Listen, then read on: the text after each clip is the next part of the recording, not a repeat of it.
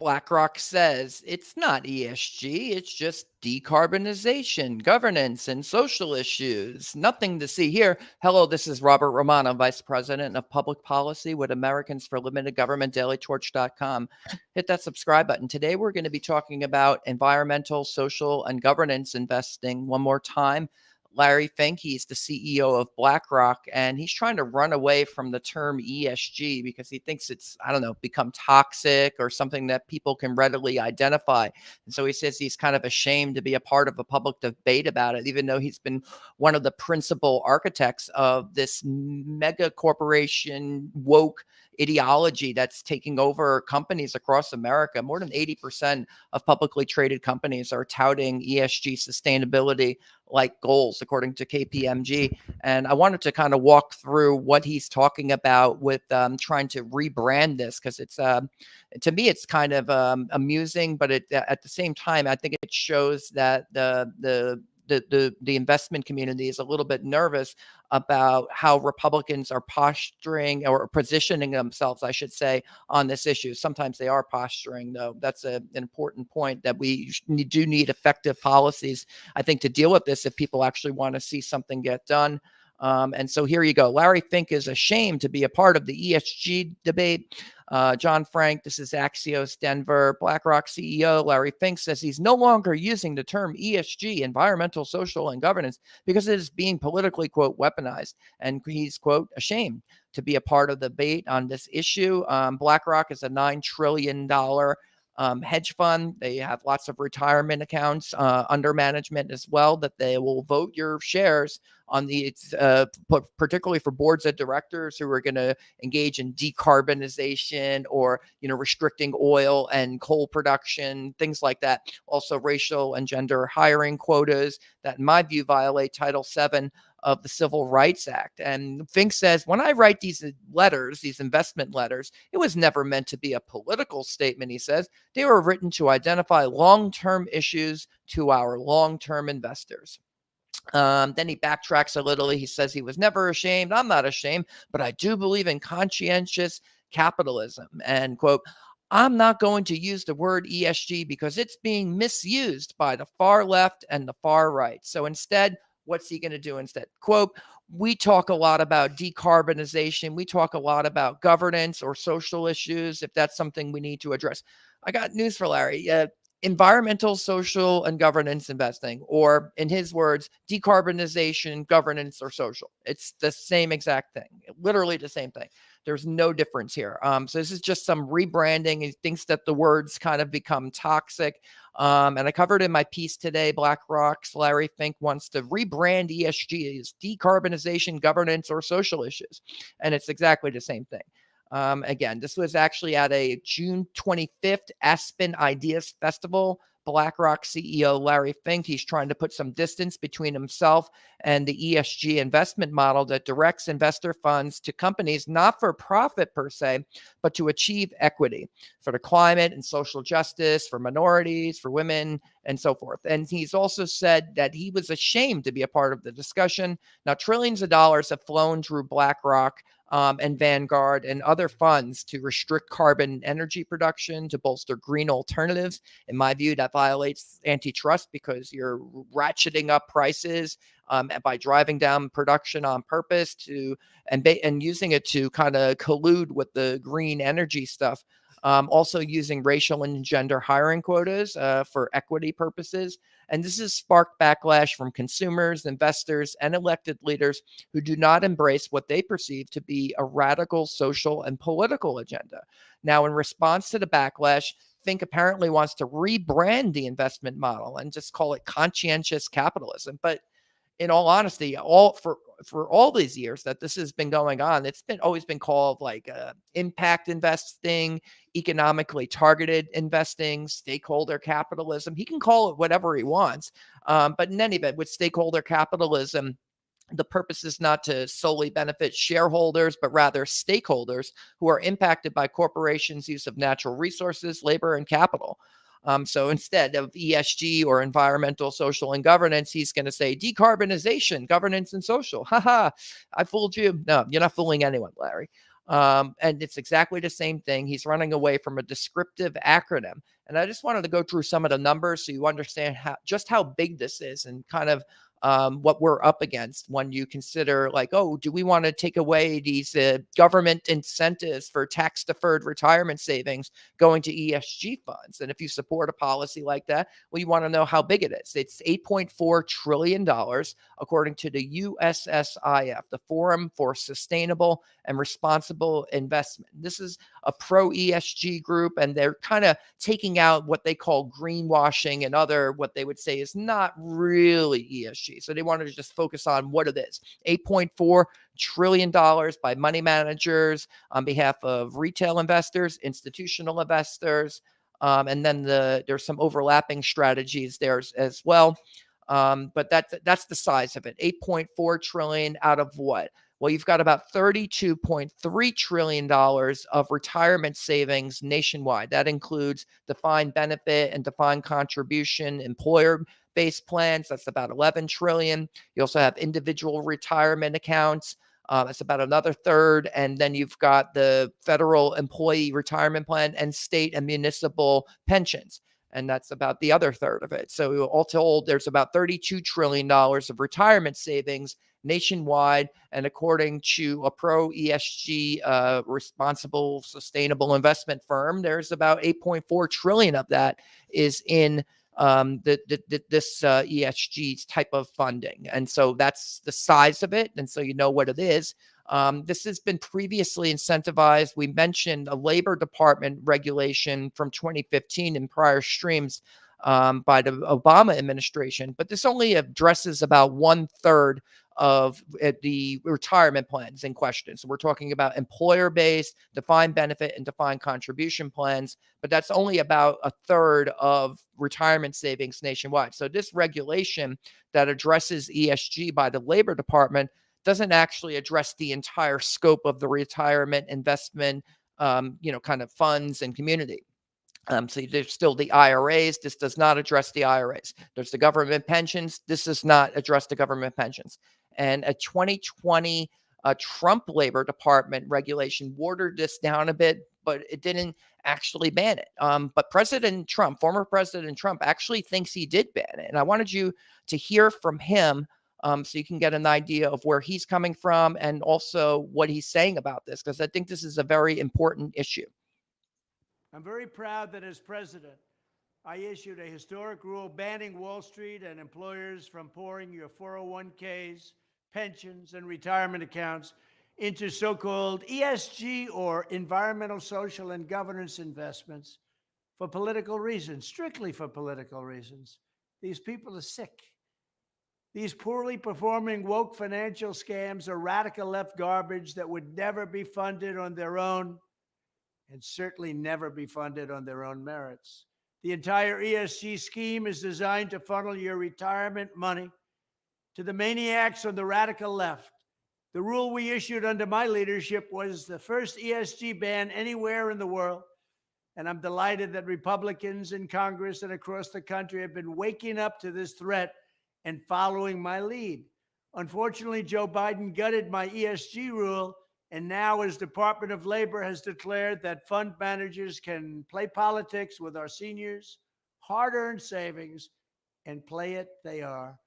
Biden has already crushed your 401ks. If you take a look at the 401ks, when I was there, they were going like a rocket ship straight up, and now they're going like that rocket ship is crashing. But pensions and retirement accounts, with his radicalism and incompetence, they're going down, and they're going down big, and it's nobody's seen anything like it. With his action and with this action, he's trying to use your money to fund fringe left-wing causes at your expense. You're paying the price for all of this, and it's destroying our country beside. When I'm back in the White House, I will sign an executive order, and with Congress's support, a law to keep politics away from America's retirement accounts forever. I will demand that funds invest your money to help you, not them, but to help you, not to help the radical left communists, because that's exactly what we are. I will once again protect our seniors, just like I did before, from the woke left And the woke left is bad news. They destroy countries. Thank you very much. So there's former President Trump. He says that he banned it, and he wants to ban it again. He's good now. What's good about this is he's saying he's going to do an executive order, and he also wants the support. He wants the support of Congress for legislation that will address this. But I did want to go over the 2020 Labor Department regulation and what it actually did, because I think the President Trump is actually getting, unfortunately, bad advice or bad information about this particular rule. And so I did want to address that because it's actually quite important how this went down. Now, they used what was called an all things being equal test. This was in 2020. And it stated, this is from the Trump Labor Department regulation, quote, the final rule recognizes that there are instances where one or more environmental, social, or governance factors will present an economic business risk or opportunity that corporate officers, directors, and qualified investment professionals would appropriately treat as material economic considerations under generally accepted investment theories. And so you have some pushback by Republicans. But so far, when you get down to the nitty gritty of what the Labor Department actually did, it didn't ban ESG. And by the way, it only addresses about 1/3 of retirement savings. It doesn't address the IRAs, and it doesn't address government pensions as well. And if you actually look deeper in the rule, you will find that the Labor Department was, it actually stated that this was not a ban, that they were trying to disabuse people of that idea, that they're, it's, you want Trump to be right about this. And, I want him to get this right. And then if he gets reelected, under the final rule, plan fiduciaries, when making decisions on investments and investment courses of action, must focus solely on a plan's financial risks and returns and keep the interests of plan participants and beneficiaries in their plan benefits paramount. The fundamental principle is that an ERISA fiduciary's evaluation of plan investments must be focused solely on economic considerations to have a material effect on the risk and return of an investment based on appropriate investment horizons, consistent with the plan's funding policy and investment policy objectives. The corollary principle that ERISA fiduciaries must never sacrifice investment returns, take on additional investment risk, or pay higher fees to promote non-pecuniary or benefits or goals. So far, so good on that part. But then, as I noted, it says that you can do ESG as long as it's profitable. That's called the all things being equal. Again, quote, there are instances where one or more environmental, social, or governance factors will present an economic business risk. Well, that's what Larry Fink is saying at Blackrock. That's exactly what Larry Fink is saying at Blackrock. That there are, there are long-term issues for long-term investors. That's what the Trump Labor Department rule unfortunately did. And so it goes even further, though. They say that there was no ban. Quote, many commenters interpreted our rule as a ban on investment alternative, serving as qualified default investment alternative if the investment alternative or any component of the investment alternative was constructed using any E, S, or G factor, even if such factor was pecuniary in nature, i.e. it has a material effect on the risk and or return of the investment based on the appropriate time horizon. That was not the department's intention, they say, or in the department's view, a reasonable reading of our rule of the proposal. The intent behind that paragraph, rather, was to prohibit an investment alternative or any component of the investment alternative whose investment objectives or principal strategies included a non-financial goal for being a qualified investment alternative.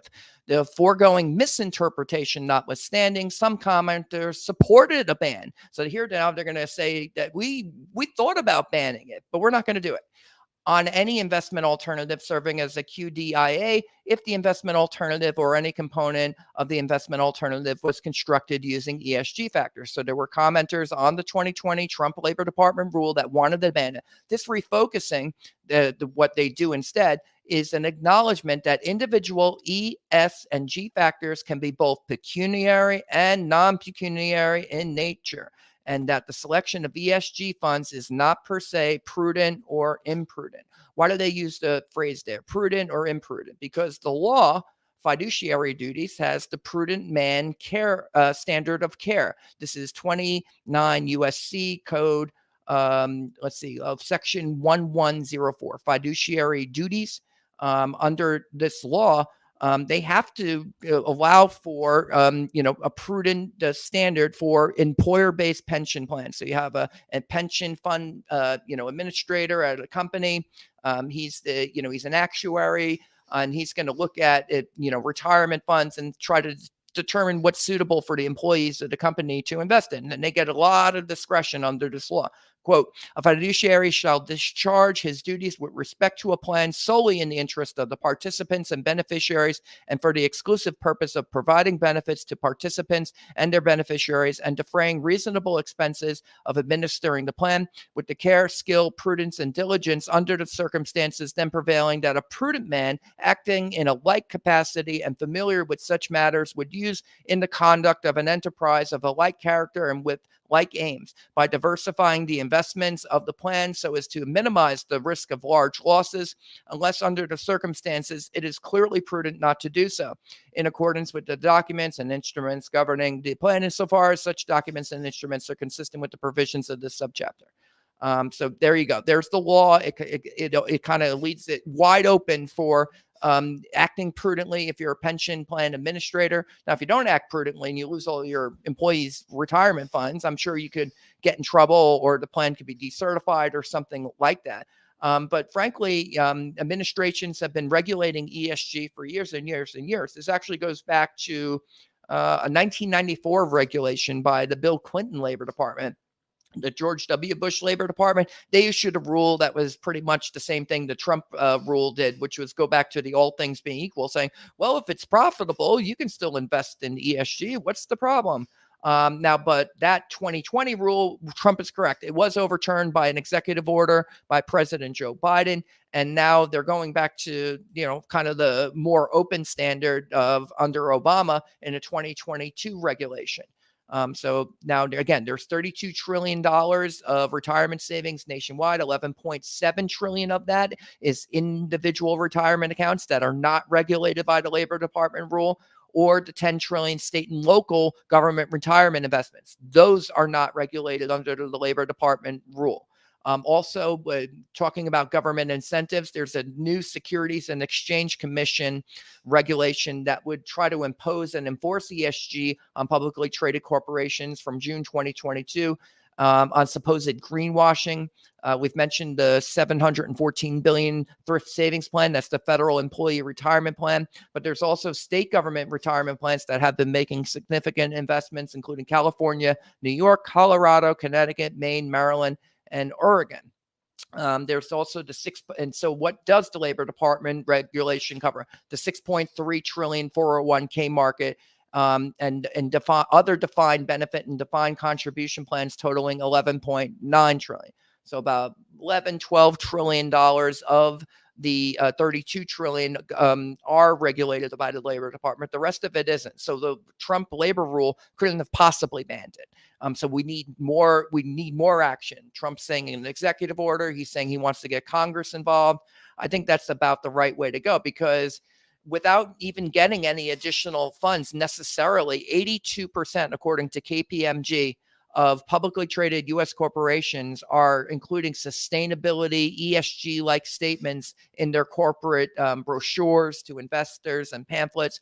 And so you have a situation where people are willing to go woke without getting any extra money from this investment model. And it could harm their long-term bottom line or not. I think some of the industries that are being targeted by ESG are actually marked for death. Like they're taking over like boards of directors at, say, ExxonMobil to restrict energy production and to do decarbonization.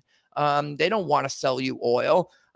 Just like, if they're not really trying to sell you beer or, any of a number of other things of these industries that they don't even like, that they view as toxic in some way or harmful.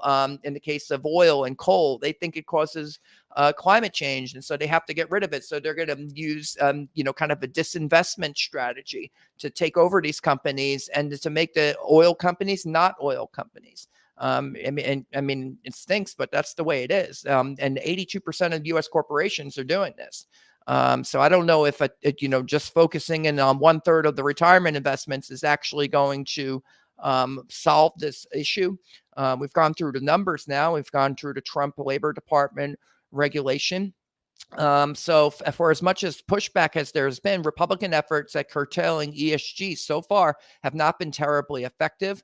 So moving on, more recently, this has led Republican attorneys general to file lawsuits alleging that decarbonization and moves to eliminate the oil and coal industries to drive up prices and incentivize green alternatives violate federal antitrust laws, with former Arizona Attorney General Mark Brnovich and former Nebraska Attorney General Doug Peterson and 17 other Republican attorneys general threatened the $10 trillion, back then it was $10 trillion, now it's $9 trillion, fund BlackRock with antitrust legal action. It was an August 4, 2022 letter to BlackRock CEO Larry Fink. And here's that letter. And you can see here the seals of both of the AGs there. And we don't have to read the whole thing, but they talk about issues that they're not very neutral.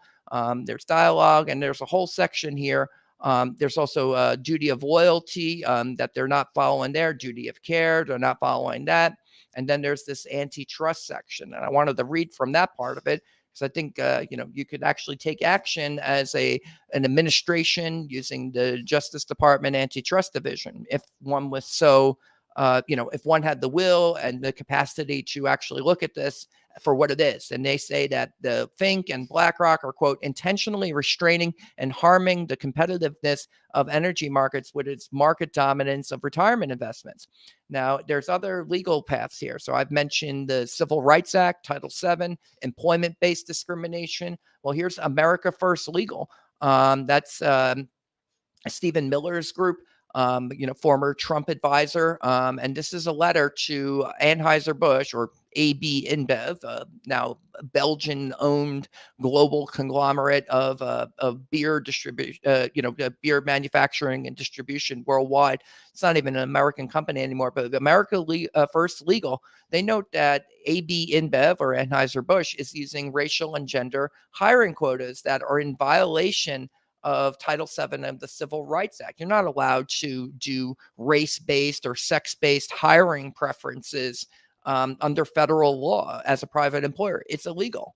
But that's exactly what ESG pushes companies to do, is to try to, create racial equity, to create gender equity, and so forth, by using, basically kind of like an affirmative action style thing, or reverse discrimination, usually against white males.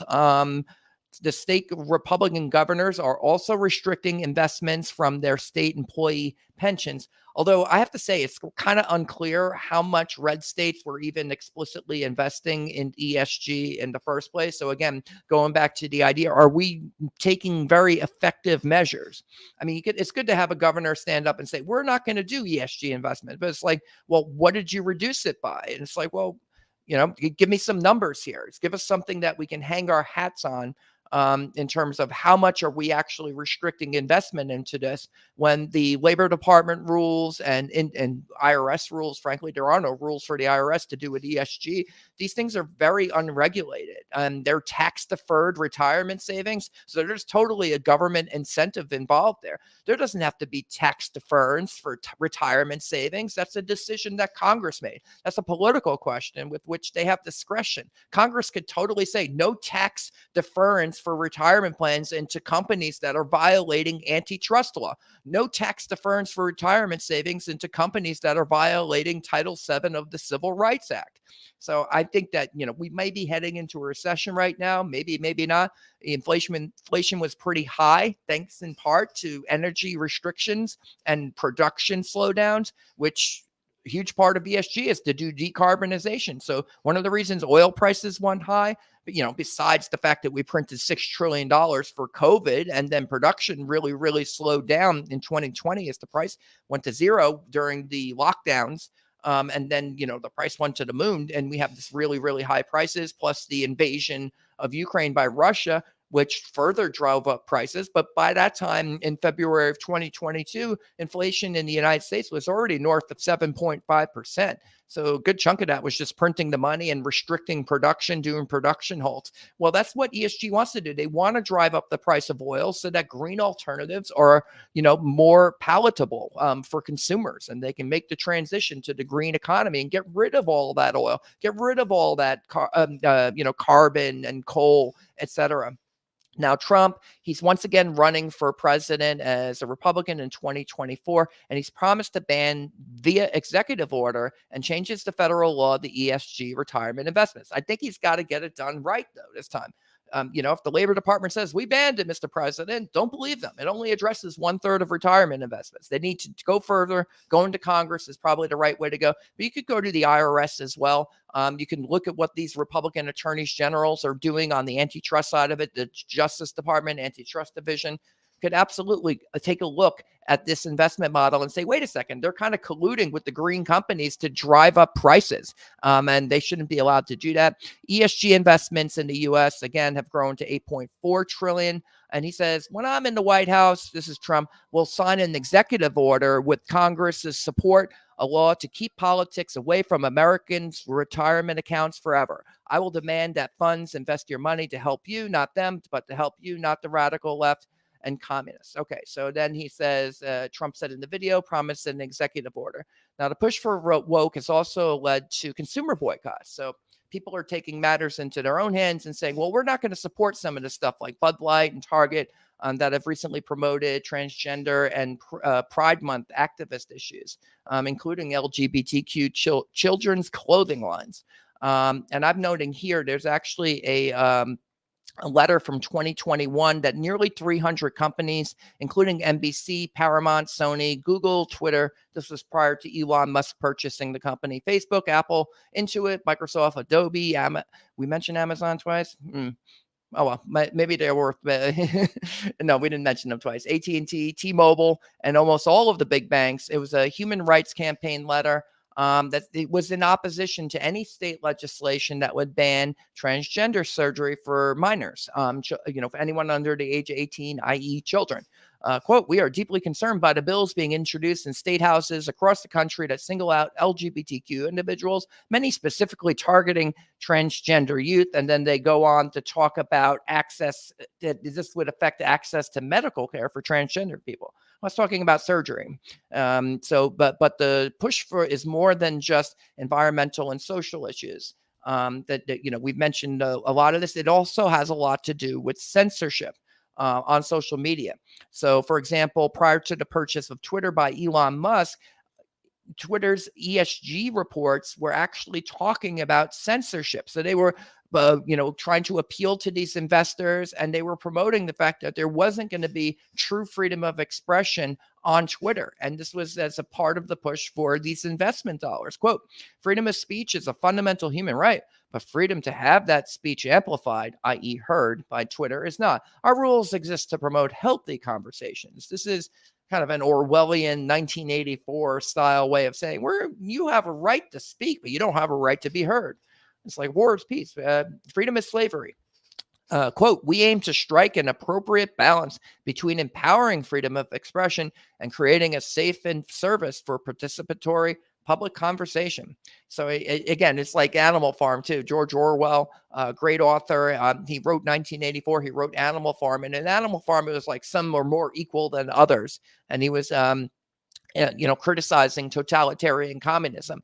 In this case, some have more freedom of expression than others. And this is a part of ESG. The censorship you're seeing on social media, it was being pushed by this type of investment model. And so the boycotts that we're seeing, Target, Bud Light, they are effective at calling attention to some of these issues and may impact some bottom lines. But I think it's going to take a lot more than boycotts to eliminate the government retirement incentives via tax-deferred retirement savings. So all the rules that allow this to happen, they're gonna continue, whether the recession is really bad or just kind of shallow, or we don't get a recession at all, and these companies all recover. At the end of the day, these investments are targeting industries that have been deemed harmful. So you have examples like oil and coal, they burn too much carbon. beer and alcohol. ESG says it uses too much water, or even paper products. You see things like they're even targeting like comic books and role-playing games. That's kind of stupid. But they have an incentive for on the environmental side. It uses too much paper, but they'll say, oh, that promotes toxic masculinity or some other BS. Targeted industries are being marked for either transformation or death. And for BlackRock's perspective, Vanguard's perspective, I think either will do. They don't care if we don't have real oil companies anymore. They want oil to go away. They don't care if beer goes away. That just uses too much water anyways. Or paper products. We don't need paper products. There's a war on paper right now, so they're trying to get rid of that too. So I don't think they care about profit. To be quite honest with you, they're not trying to make a profit. They're trying to achieve social agendas. And that's not the same thing. And they'll get it one way or another. And here's the close. For those who suffer under this overall regime of intentional energy price inflation, racial and sex-based corporate discrimination, and blatant corporate censorship, it doesn't much matter what Larry Fink and BlackRock call it, whether it's ESG, conscientious capitalism, that's what Fink called it, impact investing, or stakeholder capitalism. It remains a radical push to transform the U.S. and global economies into something not based on profit, but on purpose.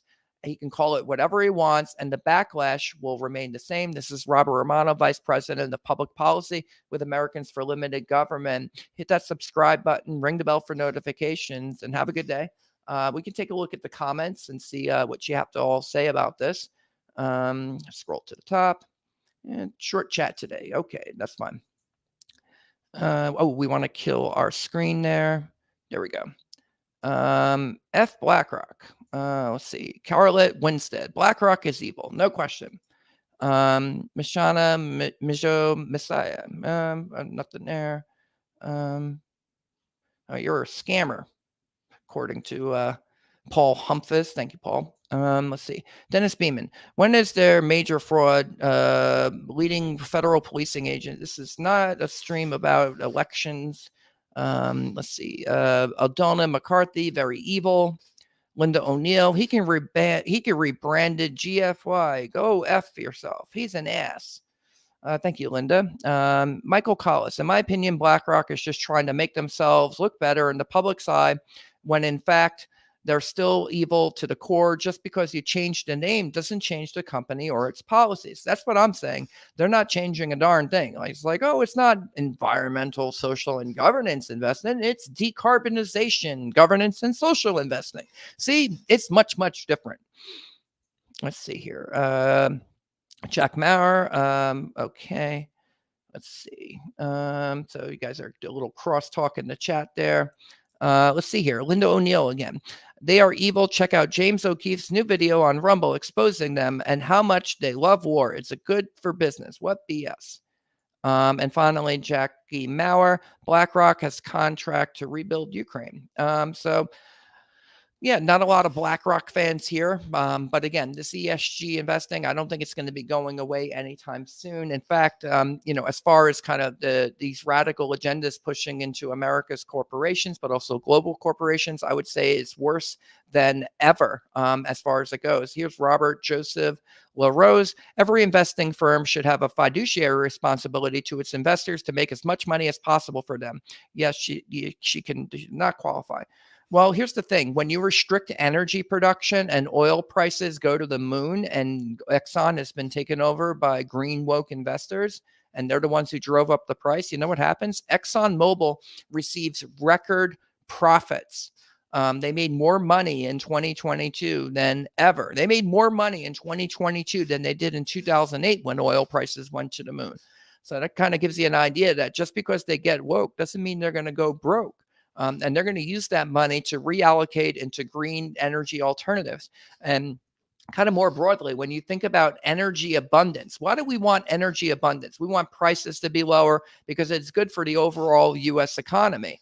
But it's not necessarily more profitable for oil companies. It's more profitable for them to engage, kind of in collusive behaviors, cartel-like behaviors to jack up prices and gouge consumers. Well, that violates antitrust. That violates federal laws if that's what they're doing and why they're doing it. And so that's why we're urging whether it's a Trump administration or a DeSantis administration or any future administration. Heck, even Biden, if he would take care of it, because he's not going to take care of it because he wants more of this, to use the Justice Department antitrust division and go at companies that are doing this. And furthermore, they should have regulations that ban ESG type investment into companies that are violating federal antitrust laws. And I mentioned Title VII of the Civil Rights Act. So yes, they do have a fiduciary responsibility under federal law. That's the prudent man care standard of care, but that only applies to 1/3 of retirement investments. It does not impact individual retirement accounts. It does not impact the federal employee retirement plan or state and municipal retirement plans. It only impacts employer-based defined benefit and defined contribution plans. So you could expand the scope of that, but would you apply a fiduciary rule? You have to make the most money to an individual retirement account. People can invest money in whatever they want. The question I would say is whether it needs to be tax deferred. If a company is violating antitrust or the Civil Rights Act, I think that you could restrict investments into tax-deferred retirement accounts for companies that are, in fact, violating antitrust and the Civil Rights Act. There has to be a way to attack this. Otherwise, it's just people investing their own monies, and they can do whatever they want with their own monies. And that's a fine position to have. Like, just let them invest their money in whatever they want. But I think that, the idea that we're going to restrict oil production, we need oil. We're going to restrict coal production. We need coal. We need to have a solid electricity grid. We need to have energy abundance. We need to have low prices for Americans. So this idea that we're going to use those mechanisms to transition to this green utopia, it might not be good for America. It could be insanely profitable for the companies that are doing it. So I don't think a fiduciary rule is really cutting it. So let's see here. Oh, we got you. That got you all fired up. Let's see here. Let's see. It has contract. Jackie Maurer. This is manipulation. Anthony Parrott. It's a stream about the truth. Wake up. This is the real deal. Evil against good. Research, people. Here's Robert Joseph LaRose. That's exactly what I mean. They have a fiduciary responsible to the investor and not worry about all this ESG crap. Yeah, but what if it's profitable? What if it's profitable to destroy America? What if they're making money on it? And that's good for investors. It's probably bad for America, though. So maybe we need maybe there's a greater priority than profit. Maybe there's more to life than profit. And that we actually have national interests and we actually have, national security. We have bigger fish to fry. And I think that, allowing companies to collusively restrict energy production, no matter how insanely profitable it is for investors, and they can make a lot of money. And that's, oh yeah, I'm acting prudently. I'm a pension administrator. Yeah, let's buy more Exxon as they restrict energy production. Let's buy more Chevron as they restrict energy production and gouge consumers at the gas pump. Yeah, it's profitable, right, guys? That's all that matters is whether they make a profit. Let's see here. Linda Gibson, who is this squirrel talking? Thank you, Linda. That's a very constructive comment in this ESG investment live stream that we're going to now end because we are all fresh out of comments. This is Robert Romano, Vice President of Public Policy with Americans for Limited Government, dailytorch.com. Hit that subscribe button, ring the bell for notifications, and have a good evening.